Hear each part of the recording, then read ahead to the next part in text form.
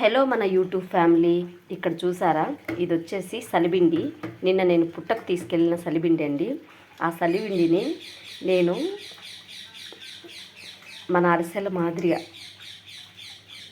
ఇలా చేసి, ఇదిగోండి ఇక్కడ ఆయిల్ కాగుతుంది కదా, ఇలా ఆయిల్లో వేసేసాను. అవి ఇదిగోండి ఇలా వస్తాయి, చిన్న చిన్న అరిసెల మాదిరిగా. అయితే చాలా టేస్టీగా ఉన్నాయండి. ఇగో చూడండి ఎంత బాగున్నాయో. ఇగో ఇలా నీట్గా అరిసె మాదిరిగానే ఉందండి.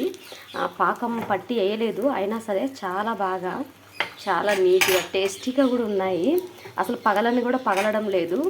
ఇలా ఎవరైనా సరే పుట్టకు వెళ్ళినప్పుడు సలిబిండి, ఎక్కువ నువ్వుల పిండి తింటారు కానీ సలిబిండి తినరు కొంతమంది, అలానే పెట్టేస్తారు, ఫ్రిడ్జ్లో పెట్టేయడం అట్లా చేస్తారు.